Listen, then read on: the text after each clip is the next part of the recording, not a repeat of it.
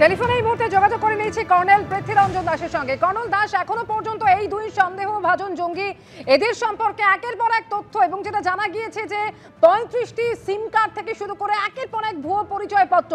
এখন প্রশ্ন হচ্ছে কিভাবে একের পর এক এরকম ভুয়ো পরিচয়পত্র তারা তৈরি করেছিল এবং একই সঙ্গে বাংলায় যে যে জায়গায় তারা অবাধ বিচরণ চালিয়েছে, দার্জিলিং থেকে শুরু করে পুরুলিয়া, দীঘা, প্রত্যেকটি হচ্ছে পর্যটন কেন্দ্র এবং অত্যন্ত জনবহুল এলাকা।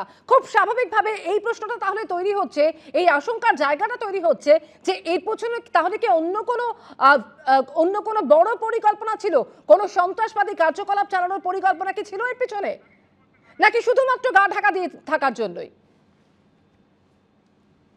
না, দেখুন, ওরা সন্ত্রাসবাদী কার্যকলাপটা ব্যাঙ্গালোরে করেছে।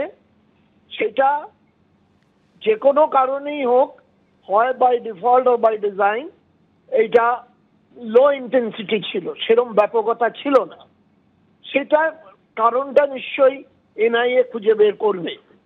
কারণ এদের যে যারা চালায় তারা প্রথমে ট্রায়াল রান করে, দেখে যে জিনিসগুলি কিভাবে করলে ঠিক মতো করা যাবে। তো সেই ট্রায়াল রানের মধ্যে এরা সাকসেসফুল হয়েছে। এদের সেকেন্ড ফেজ যেটা নিজেরা করে এসে ওয়েস্ট বেঙ্গলের মতো স্টেটে গা ঢাকা দিল, তাতে আমাদের রাজ্যের যে দুর্বল অংশটা এক্সপোজড হলো। আমাদের এখানে এসটিএফ আছে, স্পেশাল অ্যান্টি টেররিস্ট স্কোয়াড আছে, তাদের কাছে ইন্টেলিজেন্স পাওয়ারও সমস্ত কিছু ব্যবস্থা আছে। কোনো না কোনো জায়গায় সেখানে এটা ফেলিওর হয়েছে এবং এনআইএ তদন্ত করে যেই তথ্যটা পেল ততক্ষণে ওরা 1 মাসের মতো এখানে থেকে গেল।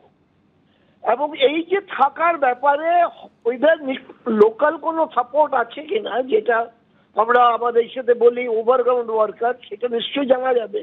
অথবা না থাকলেও এরা থাকতে পারে, সেইটারও অবস্থা আমাদের রাজ্যে রয়েছে।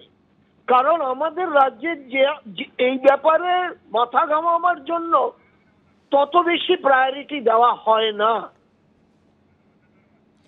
অনেক ধন্যবাদ কর্নেল দাস কথা বলার জন্য। কর্নেল পৃথ্বীরঞ্জন দাস টেলিফোন লাইনে ছিলেন আমাদের সঙ্গে।